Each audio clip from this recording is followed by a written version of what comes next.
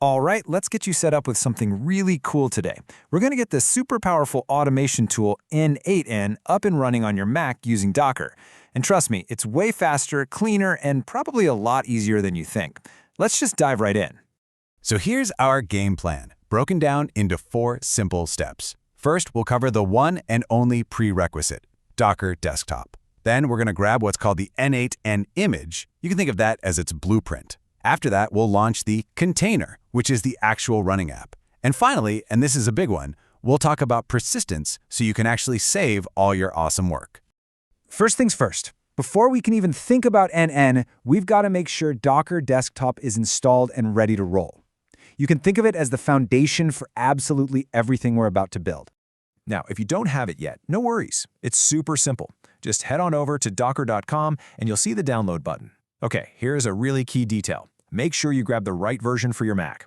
If you've got one of the newer Macs with an M1, M2, or M3 chip, you're going to want Apple Silicon. If you're on an older model, you'll need the Intel version. Once that's downloaded, just run the installer, launch the app, and you're good to go. With that foundation in place, we are ready for the fun stuff. Okay, Docker is up and running? Awesome. Our next mission is to get the n8n image. You know, in the Docker world, an image is kind of like the master blueprint or the recipe for an application. It has every single instruction and file that Docker needs to bring n8n to life.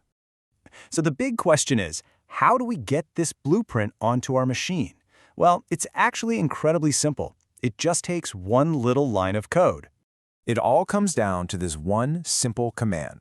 You just open up a terminal, and hey, you can even use the one that's built right into Docker Desktop, and type docker pull n8n/n8. This is basically you telling Docker, hey, go out to your main library, find the official n8n blueprint, and download it to my computer. And how do you know it worked? Easy. Once the download is finished, just pop over to your Docker Desktop app, click on the Images tab on the left-hand side, and you should see n8ni/n8n just sitting there ready for action. We have the blueprint, so now it's time for assembly. This is the exciting part where we finally get to launch the n8n container and run the application itself. Okay, lean in for this part. This is probably the most important stage of the whole process. Getting these next few little details right is the difference between it working perfectly and, well, not. So let's pay close attention here. So from that Images tab, go ahead and click the little Run icon right next to n8n. That'll pop open the configuration screen. We've got a few key moves here.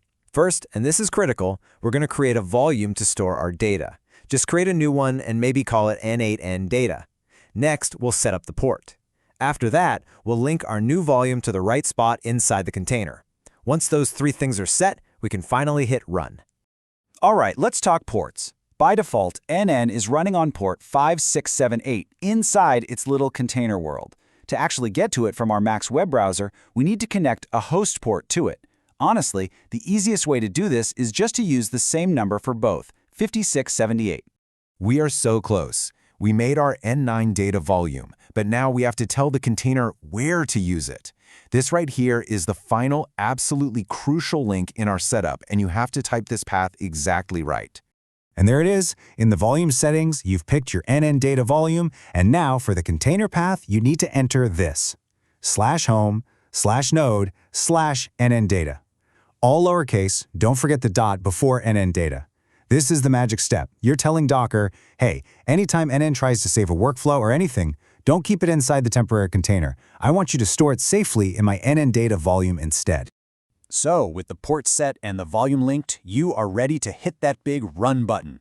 The container will spin up and you'll see a whole stream of log text. Don't worry about most of it. Just look for a line near the end that says something like editor is now accessible via, followed by a web address. That's your golden ticket. When you click that link, it'll take you to the n8n setup screen for the very first time. It's super quick. You'll create your admin account. You can probably skip the tour for now. And yeah, I'd recommend putting in your email to get a free license with some extra perks. After that, you're in. You're looking at your brand new n8n dashboard. Okay, awesome. We're up and running. But I really want to circle back to that volume we created. Let's actually talk about why we needed that thing called persistence. This really is the secret to making your setup last and, not losing all your hard work. So, let me just ask you this. What do you think would happen if you spent hours building a dozen amazing workflows and then you stopped the container But you had forgotten to set up that volume first? Well, here's the scary answer. Without a volume, a Docker container is temporary by its very nature. The second you stop it, poof, everything inside is just gone. All your workflows, your credentials, your data, permanently deleted. But with a volume, all that important stuff is being stored safely on your Mac's hard drive, totally separate from the container. You can stop it, restart it. Heck, you can delete and remake the container, and your data will be right there waiting for you, safe and sound.